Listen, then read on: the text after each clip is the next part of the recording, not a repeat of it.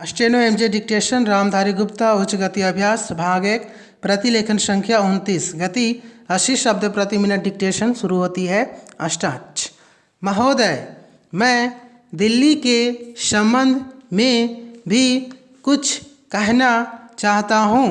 अब दिल्ली चूँकि केंद्र शासित क्षेत्र है और दिल्ली को केंद्र शासित क्षेत्र माना गया है, तो स्वभावतः दिल्ली वालों को यह आशा थी कि केंद्र से शासित होने से यहाँ पर उन्नति होगी और यहाँ के लोगों को कुछ सुविधा मिलेगी, संतोष प्राप्त होगा।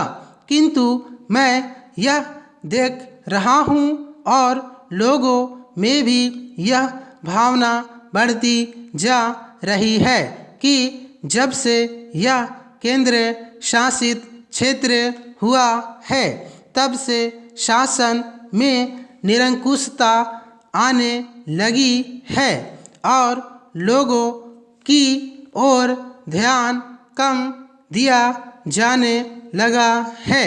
इसलिए मैं यह कहना चाहता हूँ कि दिल्ली प्रशासन के पुनर्गठन के ऊपर पुनः जोर दिया जाना चाहिए और हो सके तो उसके लिए एक समिति बैठा दी जाए और उसके लिए सोचा जाए कि दिल्ली का प्रशासन किस तरह का होना चाहिए।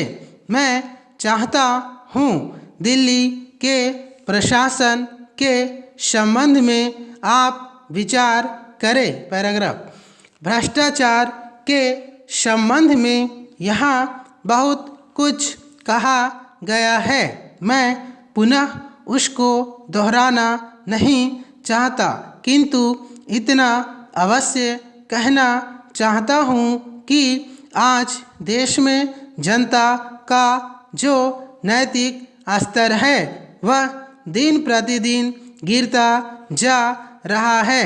सरकार को यह सोचना चाहिए कि उनका वह नैतिक स्तर किस प्रकार उठाया जाए और किस तरह से लोगों की भावनाएं बदली जाए, किस तरह से लोगों में अनुशासन रह सके।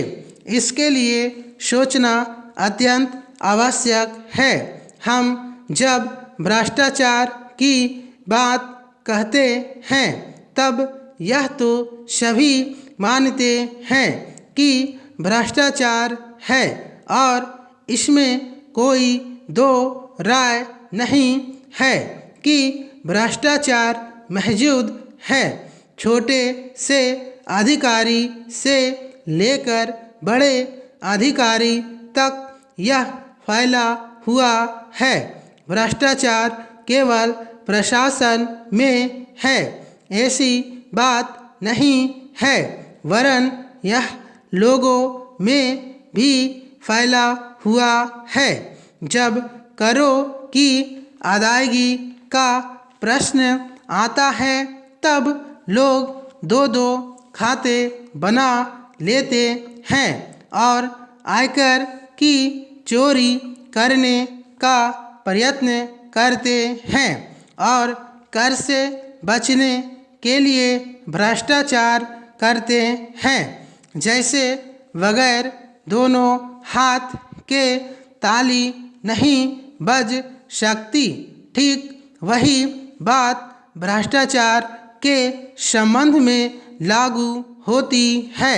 भ्रष्टाचार के निवारण के लिए जितना अधिकारियों का कर्तव्य है, उतना ही कर्तव्य जनता का है। अधिकारियों को तो सतर्क रहना ही चाहिए, क्योंकि यह जो संसद है वह कानून बनाकर उनके हाथ में दे देती है। उसका कार्यान्वयन करने के लिए जनता और नौकरशाही को सहयोग से कार्य करना चाहिए। समाप्त। Thank you.